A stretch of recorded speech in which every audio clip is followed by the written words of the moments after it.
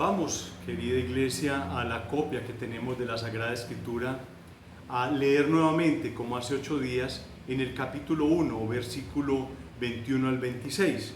Y dice así la santa, inerrante y todo suficiente palabra de Dios en la carta amorosa, y gozosa del apóstol Pablo a la iglesia en Filipos.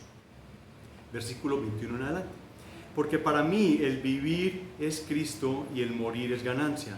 Mas si el vivir en la carne resulta para mí en beneficio de la obra, no sé entonces qué escoger.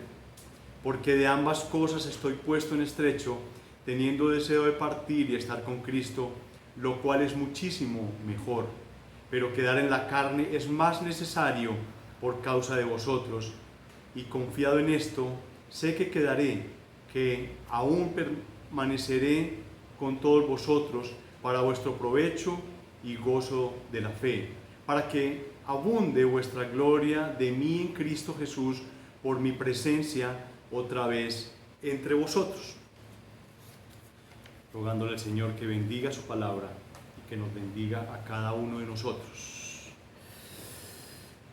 Como vimos la semana pasada, que fuimos muy reiterativos en lo que era el morir o el vivir en Cristo, esa explicación que se dio después de ese capítulo 21, y tenemos que entender que a pesar de que Pablo estuviera todavía en la tierra, todavía estaba vivo, Pablo ya estaba con Cristo aquí en la tierra, ya estaba con Él, pero que para Él muchísimo mejor es estar cara a cara allá en el cielo. Su gozo sería inimaginable, ver el rostro de su Redentor.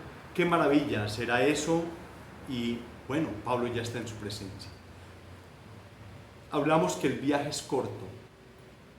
Esto es importante y no se nos puede perder de la órbita. El viaje es corto, es solo cerrar los ojos acá y abrir los ojos allá. Miren lo que escribió Spurgeon, miren qué hermosura. La vela se extiende, el alma es lanzada sobre lo profundo. ¿Qué tan largo será su viaje? ¿Cuántos vientos fatigosos debe de vencer desde cuando zarpa hasta que llegue al puerto de paz? ¿Qué tan seguido esa alma será arrojada entre las olas antes de que llegue al mar, el cual no conoce las tormentas? Oh, díselo, dilo en todas partes. Tu nave, la cual acaba de zarpar, ya está en el cielo. Lo único que hizo fue extender sus velas y en un instante había llegado allí. ¡Qué maravilla! ¡Qué manera de ver la muerte! Una forma distinta. ¡Qué manera de apreciar la muerte de parte de un creyente! Y tiene que ser la visión de cada uno de nosotros, en este sentido y en esta perspectiva que estamos estudiando de la carta. Quedó además entre nosotros aquella reflexión sobre aquellas motivaciones serias que tenemos que tener en nuestra mente de querer quedarnos, pero ¿por qué? O partir con un porqué basado en esa perspectiva y en esa obra que se tiene que cumplir, que es la obra de Dios. Nosotros la semana pasada vimos el punto 1, que el punto 1 era criterios para medir la vida o la muerte, y hoy vamos a ver el punto 2, que es el propósito por el cual se vive o se muere. Otra vez, esos propósitos, el propósito no tiene nada que ver con él, con Pablo, ni con nosotros. Tiene que ver con el reino, tiene que ver con ese plan perfectísimo que tiene Dios. Del entendimiento y de la lectura de los versículos 25 y 26 desprenderemos unos propósitos, desprenderemos esa tarea que tiene Pablo, pero no solamente Pablo, sino la iglesia, sino cada uno de nosotros con nuestro Redentor. Volvamos a leerlos. Y confiado en esto, sé que quedaré, que aún permaneceré con todos vosotros para vuestro provecho. Esa palabra provecho quizás en otras versiones es manejada mucho mejor y es progreso. Entonces, para vuestro progreso y gozo de la fe. Ese gozo de la fe es un deleite supremo. Versículo 26. Para que abunde vuestra gloria de mí en Cristo Jesús por mi presencia otra vez entre vosotros. Porque estar vivo es bueno. Para Pablo también es bueno. Pablo está convencido de que a pesar de que esa sensación que tiene de que en cualquier momento puede morir, pero estaba casi convencido, ya estaba pensando el que Dios extendería sus días aquí en la tierra y seguiría en comunión con sus hermanos. Y aquí vimos dos propósitos extraordinarios, dos propósitos maravillosos que tenemos que estudiar. Preguntémonos, ¿cuál es el propósito de la vida? ¿Cuál es el propósito de la muerte? Pablo dice, si permanezco entonces, esto es lo que va a hacer el Señor a través de mí. Hay un propósito, es lo que va a hacer a través de mí. Esto es lo que yo quiero que ocurra. Pablo solo confía en que su vida se extenderá para beneficio de otros, no es para beneficio de él, no para disfrutar tranquilamente sus últimos días en la tierra, no. Luego de todo ese trabajo que ha hecho Pablo, todos los recorridos, es lo que él necesita es bendecir con su vida a otros por medio de Cristo. La mayoría de nosotros esperamos el día, quizás el día en que dejemos de trabajar y quizás si tenemos algunos ahorros o una pensión podamos tener un descanso y poder disfrutar la vida diferente, no tener que salir a madrugar, cumplir un horario de 8 horas, tener que entregar unos trabajos, etc. No, nosotros pensamos distinto. Pablo no se iba a jubilar, eso no lo tenía en su mente. Él no estaba concibiendo el hecho de que ya se iba a retirar y iba a estar sus últimos días bien, digamos que disfrutando de algún ahorro o lo que las iglesias le iban a dar, no. Pablo estaba diciendo, si vivo un poco más es para bendecir a otros. Yo quiero el beneficio de otras personas, decía Pablo. El propósito para el cual él vive o muere es para bendecir a otros. Eso estaba en su corazón y de hecho eso hizo. Después de esta carta a la gente en Filipos escribió otra, sí, y después al final escribió la última, como les dije hace 8 días, que fue la segunda carta del apóstol Pablo a Timoteo, a su discípulo. Aunque Pablo ahí sí sabe con plena certeza que su muerte estaba cerca, de que ya su vida estaba tocando el final, él sigue escribiendo y él le dice a Timoteo, no te avergüences de dar testimonio de nuestro Señor, ni de mí, preso suyo, sino participa de las aflicciones por el Evangelio según el poder de Dios. Timoteo, persiste en lo que hayas aprendido. Mire cómo dice en 2 de Timoteo 1:13, retén la forma de las sanas palabras que de mí oíste en fe y amor que es en Cristo Jesús. Él pedía que fuera persuadido por las Sagradas Escrituras. Lo que uno entiende aquí es que la enseñanza que nos está dando a nosotros nos tiene que persuadir. Las Escrituras tienen que persuadirnos a nosotros. Y le decía, Timoteo, aférrate a las Escrituras, proclama las Escrituras. Eso es lo que nosotros tenemos que entender de Pablo. A mí no me importan las aflicciones, yo quiero que la obra de Cristo se extienda. Pablo a Timoteo le dice, sé un evangelista. A pesar de que Pablo estaba casi en sus últimos alientos, él estaba propendiendo para que la obra de Dios siguiera avanzando. Eso es lo que él quería. Ese es el propósito supremo por el cual él decía que había un provecho y había un gozo de la fe. Él tenía que trabajar esos dos propósitos, el provecho para sus hermanos y el gozo supremo de la fe de hecho. Entonces miramos ese primer propósito. Es el provecho, el progreso de los otros. Eso está ahí, digamos que era una de las cosas por las cuales él debía quedarse. Ese gran apóstol está pensando solo en el progreso de la fe de sus amados hermanos en Filipos y de todos aquellos que serían expuestos al Evangelio después de eso, a través de esa iglesia de Filipos o a través de todo lo que él enseñaba estando ahí en prisión. Él estaba pendiente en cuanto a la edificación de sus hermanos. Es evidente que cuando empezamos la carta nos encontramos con una oración. Quizás en esa oración nos hubiéramos quedado muchos días, muchos domingos, pero teníamos que darle tránsito para poder entender qué estaba pasando más adelante, por qué la oración. Y aquí llegamos a parte de eso. Esa oración la vamos a tomar hoy como una guía en la cual vamos a evidenciar lo que Pablo consideraba que él se debía quedar, ese provecho, esa maduración, ese crecimiento espiritual de la iglesia, era el propósito por el cual Pablo debía quedarse. Y estaba en esa oración. Vamos a ver. primero que vemos en esa oración introductoria es crecer en amor, versículo 9. Y esto pido en oración, que vuestro amor abunde aún más. Él debía quedarse, él que debía enseñar cada día el Evangelio, mostrar el carácter de Cristo para que el amor de la iglesia creciera aún más. Y esto estaba dentro de ese crecimiento espiritual. Segundo, en este mismo contexto, abundar en el conocimiento de Dios. Es decir, llegar a un conocimiento más pleno del carácter del Señor para poder también a través de esos ser transformados. Y por medio de esto también servir mejor al Señor. Pregunto, ¿un mayor conocimiento espiritual? ¿Una relación más íntima con Dios? ¿Cómo para qué? Pero más adelante, en el versículo 11 de ese capítulo 1, dice que es para producir frutos. Entonces, él quería quedarse pendiente de sus hermanos, pendiente de la iglesia, porque él quería que la iglesia creciera en amor. Él quería que sobreabundara, que abundara en conocimiento, porque esas dos cosas iban a generar frutos para la iglesia. Y esos frutos iban a llevar mucho más gente al conocimiento del Señor. Los frutos, versículo 11 de Filipenses 1. Vamos todos ahí. Tengamos los deditos puestos ahí en el capítulo 1, dice, llenos de frutos de justicia que son por medio de Jesucristo para gloria y alabanza de Dios.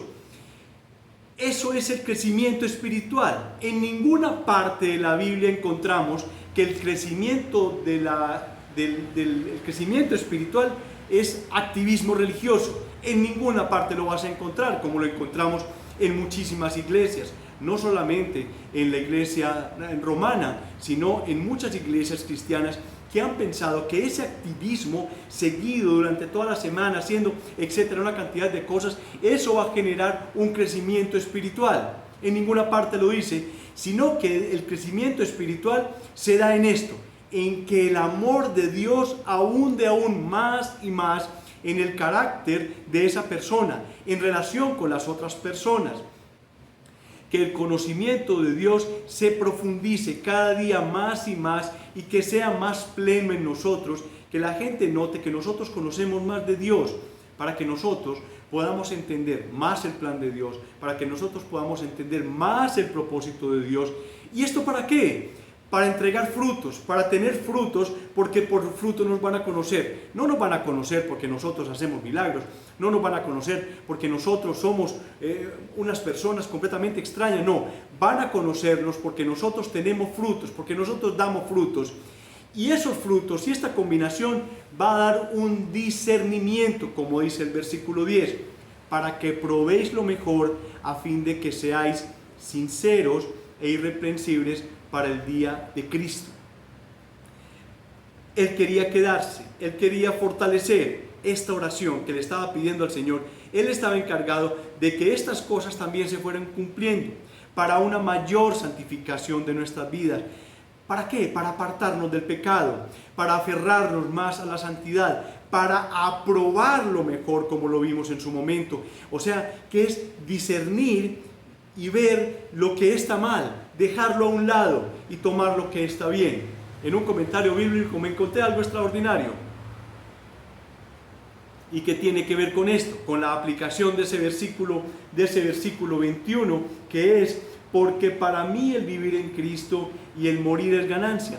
Pero si nosotros en nuestra vida mundana, en nuestra vida aferrada a este mundo, podemos manejarlo de esta manera: porque para mí el vivir es dinero y el morir es dejarlo atrás. Porque para mí el vivir es la fama y el morir es ser olvidado. Porque para mí el vivir es el poder y el morir es perderlo todo. No, nosotros debemos hacer eco a las convicciones de Pablo. Si vamos a tener gozo a pesar de las circunstancias y si vamos a participar en ese progreso del Evangelio, porque para mí el vivir es Cristo y el morir es ganancia. Es eso, es aprobar lo bueno, es ver que en nuestras vidas, en nuestras circunstancias, en nuestra familia, en nuestro trabajo, hay cosas que no podemos hacer, porque tenemos que aprobar lo mejor. Es evidente entonces que eso es lo que Pablo quería, pero más aún, él también estaba pensando en la unidad de la iglesia. Y eso pues no lo vimos en la oración, sino que lo vamos a ver en el capítulo 2, versículo 1. Miren cómo dice: en Filipenses. Por tanto, si hay alguna consolación en Cristo, si algún consuelo de amor, si alguna comunión del Espíritu, si algún efecto entrañable, si alguna misericordia, esto solamente se da porque hay una unidad en la iglesia, sintiendo lo mismo, teniendo el mismo amor unánime, sintiendo una misma cosa. Versículo 3 de ese capítulo 2.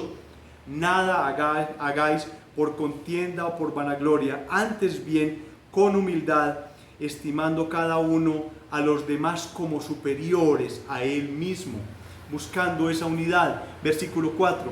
No mirando cada uno por lo suyo propio, sino cada cual también por lo de los otros. Unidad, unidad, unidad.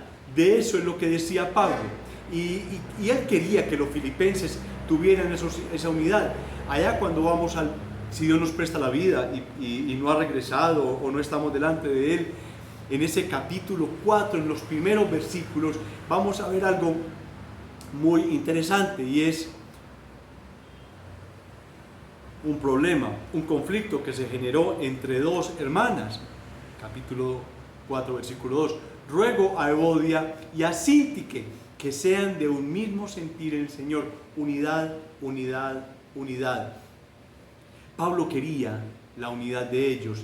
Eso implicaba entonces también que se tenía que cumplir para este provecho que él estaba pensando, este provecho que él pensaba que era necesario para la iglesia por intermedio de él, había que agregar algo, y era imitar a Cristo.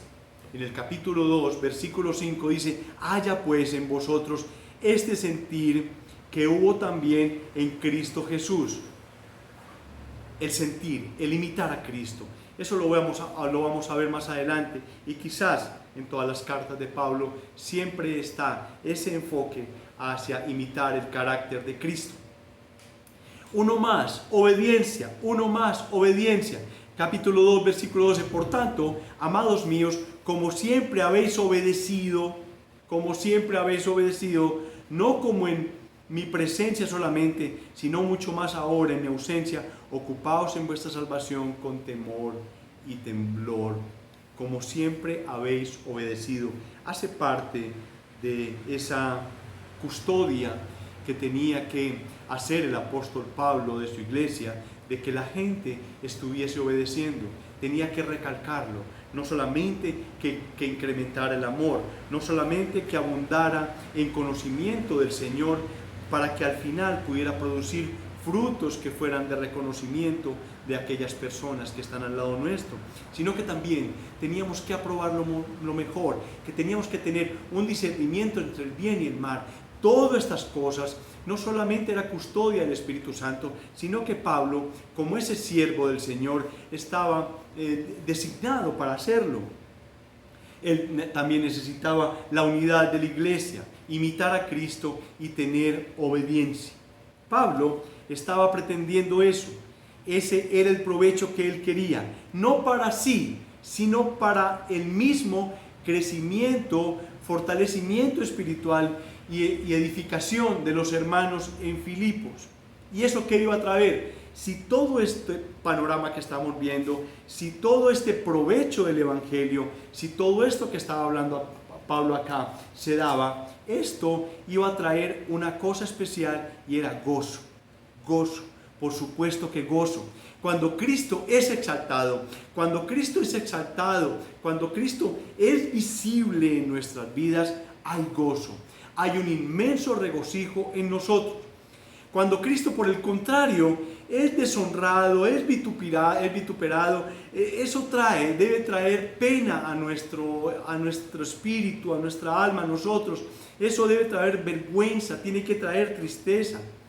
Pero aquí Pablo dice que Él va a permanecer, que Él se va a quedar, es decir, su vida va a ser usada para nuestro provecho, para el avance, para el progreso, para el gozo de la fe. Eso es lo que Él quería para sus hermanos.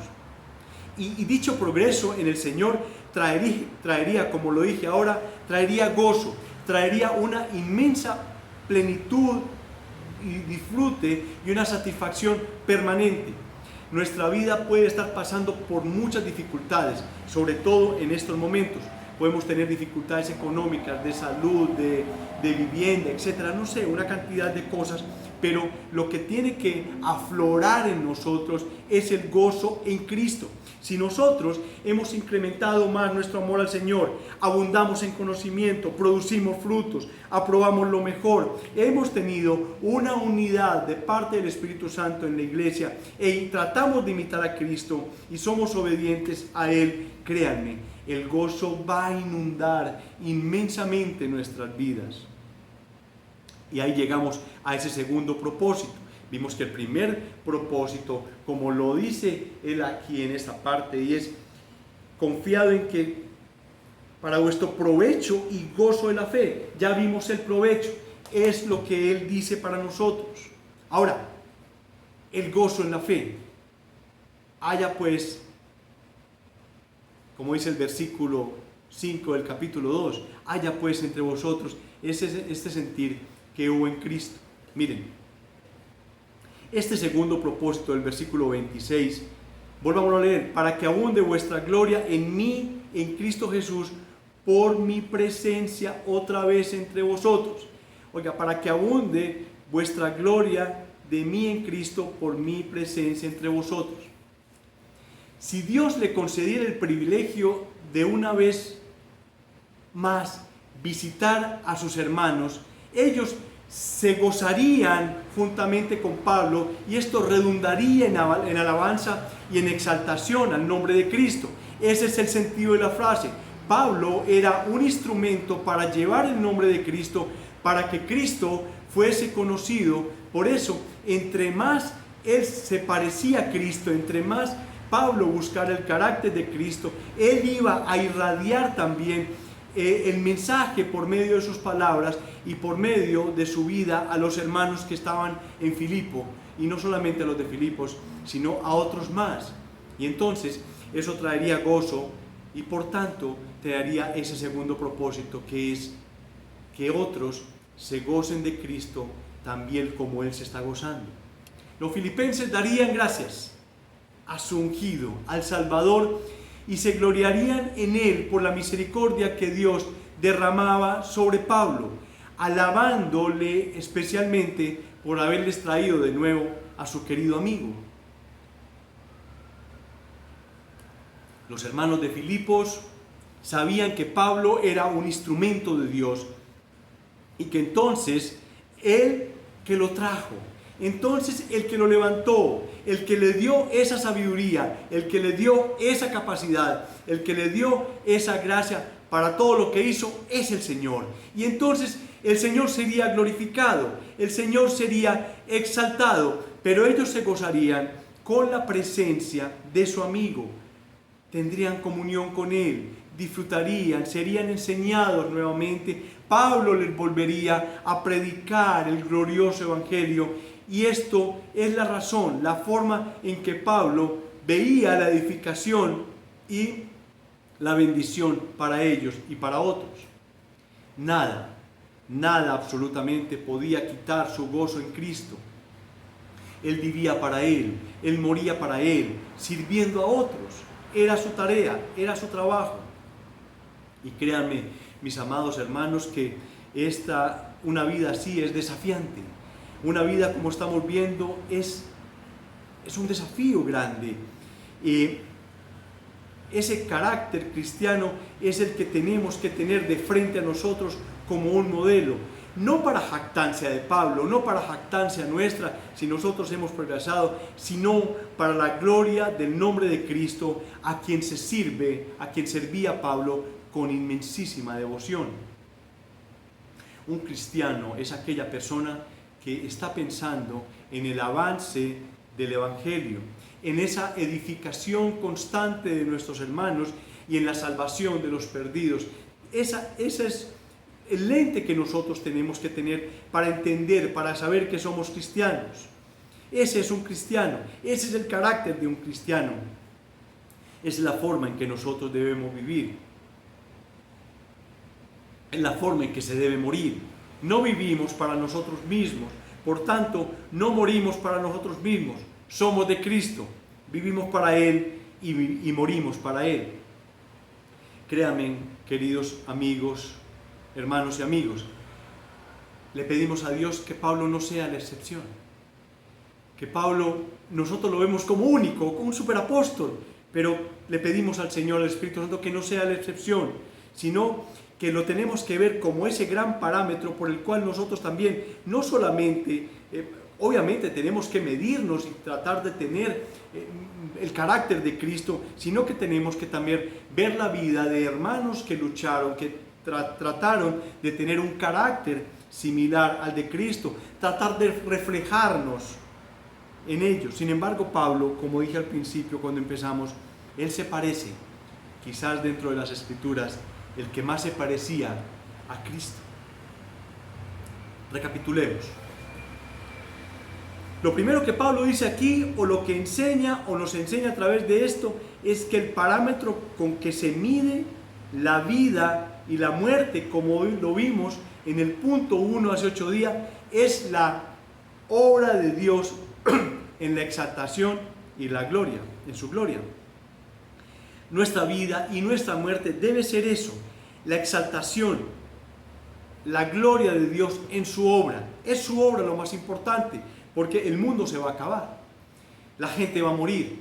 No sé si eso dure 5 años, 2 años, 20, 50, no sé. El Señor solamente es el que sabe el día, la hora en que sonará esa final trompeta y estaremos de frente al Señor. Y el propósito para el cual se vive o se muere, es lo que vimos el día de hoy, es bendecir a otros con nuestra vida y que otros también puedan disfrutar de la comunión con Cristo para honra y gloria de su nombre. Ese digamos que era el propósito del día de hoy. Hace 8 días estuvimos cuestionándonos mucho acerca de por qué morimos o por qué vivimos. Posiblemente tengamos conceptos errados, conceptos equivocados, porque la vida o el mundo ha permeado nuestras vidas, ha permeado nuestra sociedad, ha permeado nuestras familias, y quizás nosotros, de tanto estar viviendo estas situaciones, quedamos impregnados. La cuestión de hace 8 días era ¿para qué vivir o para qué morir en Cristo? El día de hoy hay una cosa importante. Si nosotros volvemos a leer esa parte esencial del versículo 25 y 26, vamos a encontrar algo que nos tiene que llamar la atención. Mire que dice: y confiado en esto, sé que quedaré. Ya Pablo estaba convencido de eso, que él se iba a quedar, que aún permaneceré con todos vosotros para vuestro provecho y para vuestro gozo de la fe. Eso tiene que quedar como una enseñanza en nuestras mentes, una enseñanza para la iglesia, una enseñanza para nuestra vida. Hay un provecho y hay un gozo de la fe. Eso es para la iglesia, es para cada uno de nosotros.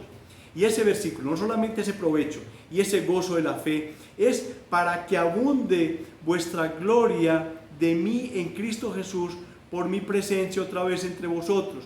No para la gloria de Pablo, no para la gloria de los de Filipos, no, era para la gloria de Cristo. En la medida que nosotros sepamos vivir pensando en la obra de Dios, sepamos morir pensando que es algo que es establecido por el Señor, y que de verdad el hecho de que nosotros crezcamos en la fe, que el provecho que nos da esta carta tiene que tener un provecho para nuestras vidas. Nos están contando una historia, esto fue histórico, esto fue real, y esta historia tiene que traer para nosotros un aprovechamiento, un provecho, como lo dije ahora. Pensemos nuevamente en cómo incrementar el amor a Dios, en cómo abundar y sobreabundar en el conocimiento. Los medios de gracia hacen que nosotros abundemos en conocimiento. Ese amor y ese conocimiento, como dije ahora, va a haber una explosión de frutos, los cuales van a alcanzar a las personas que están al lado nuestro, y quizás las personas van a querer vivir como nosotros vivimos. A pesar del dolor, la tristeza y las aflicciones, tendremos gozo. Tendremos gozo, porque la gente que lo que va a ver tampoco quiere decir que nosotros seamos unos autómatas, que estamos sonriendo a toda hora. No, de eso no se trata. Se trata de que seamos muy coherentes con la vida que estamos viviendo. aprobar lo mejor, la unidad, imitar a Cristo y la obediencia. Eso tiene que quedar en nuestras mentes el día de hoy.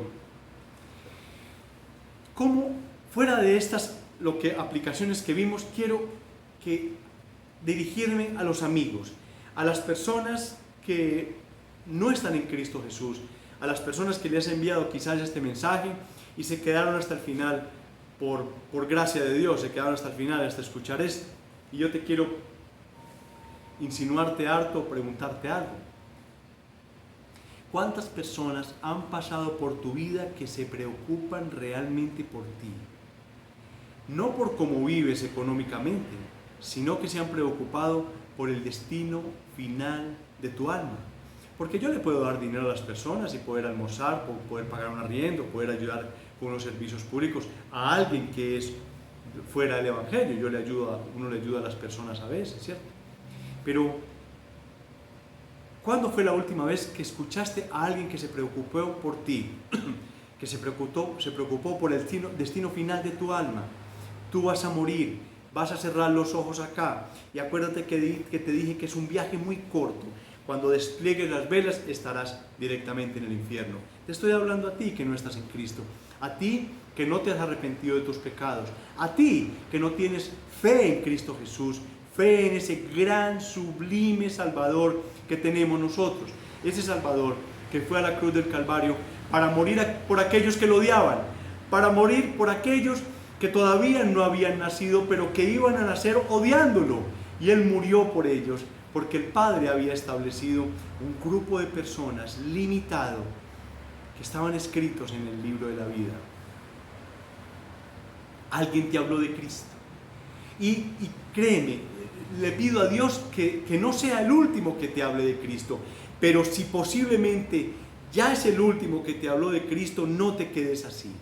Ve a Él, ve a la cruz, ve a Cristo en arrepentimiento y fe. Dile que te regale esos dones como se lo pido cada 8 días.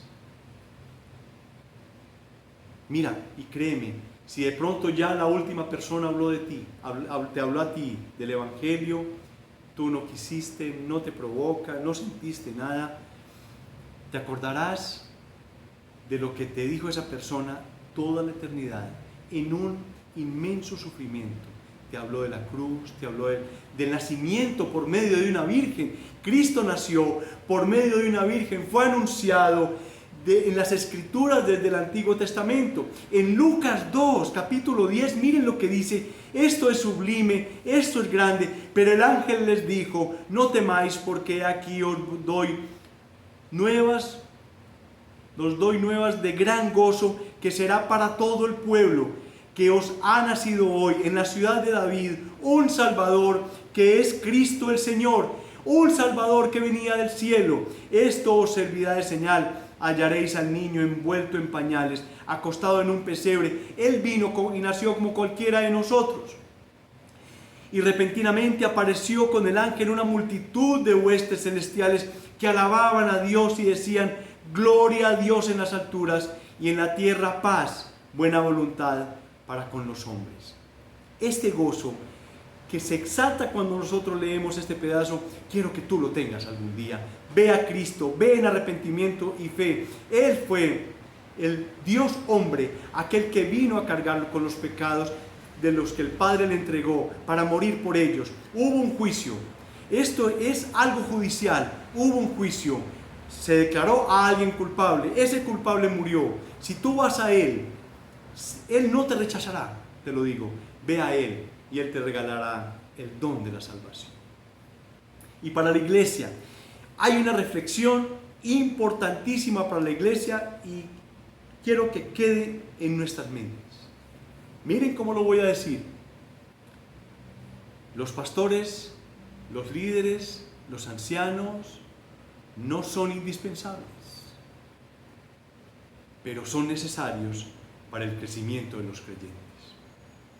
Lo voy a volver a repetir, porque si uno lee con detenimiento una parte aquí de lo que dice aquí, Pablo dice: para que abunde vuestra gloria de mí en Cristo, por mi presencia otra vez entre vosotros. Y si nos devolvemos para el 25, dice: para vuestro provecho y vuestro gozo, aún permaneceré con vosotros.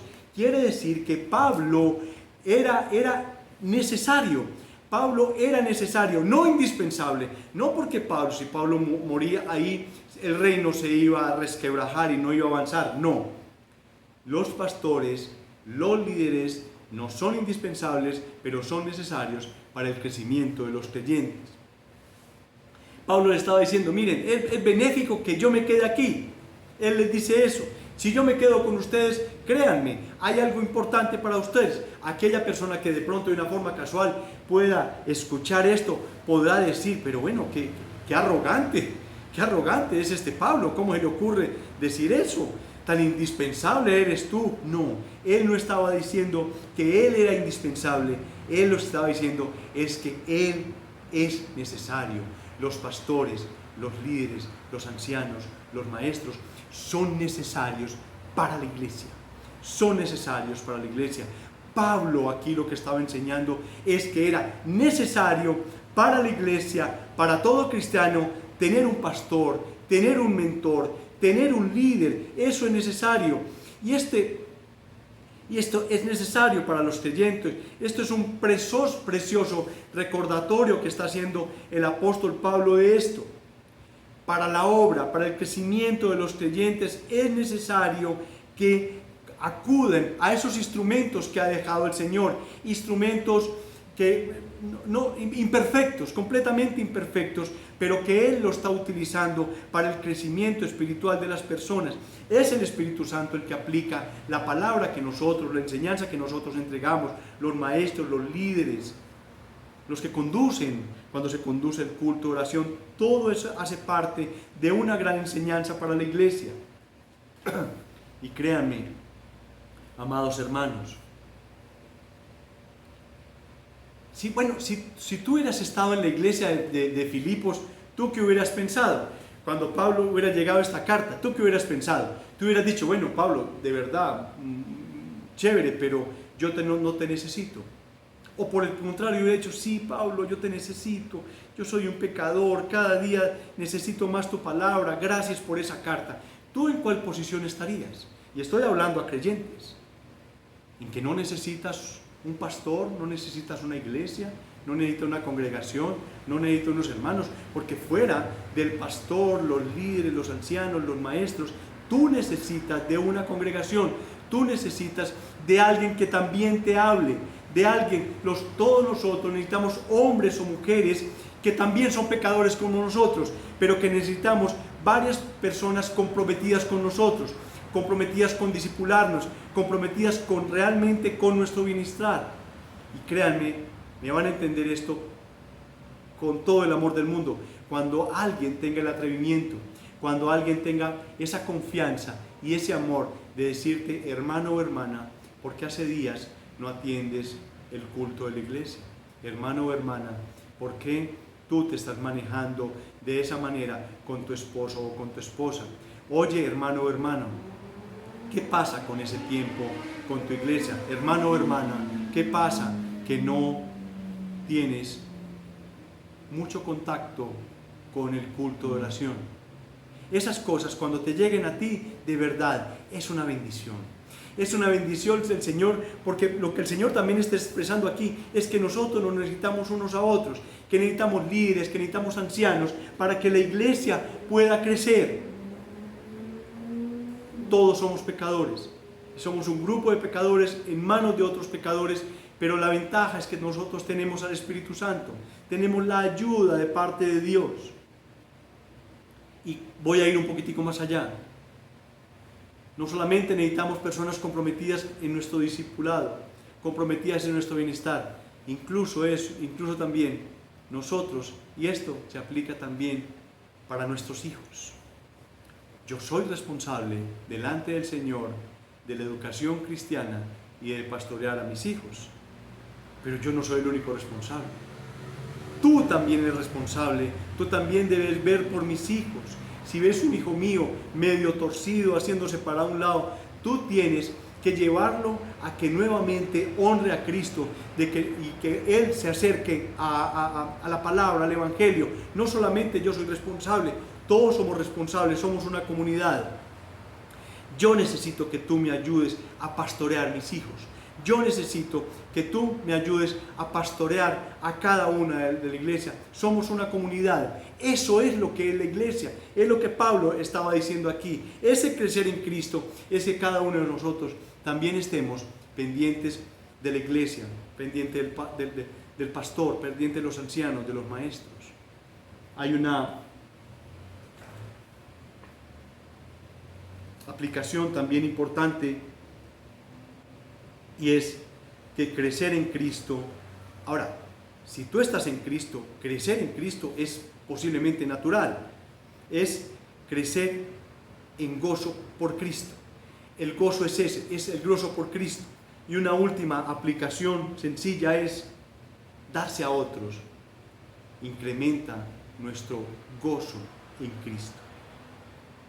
Así que esta es la enseñanza, con esto terminamos. Lo de la semana pasada, necesitábamos un poco más de tiempo para entender este mensaje del apóstol Pablo y esta reflexión que tiene sobre nuestra vida, aquello que estaba viviendo Pablo y que quería que nosotros, 2000 años después, nosotros lo escucháramos.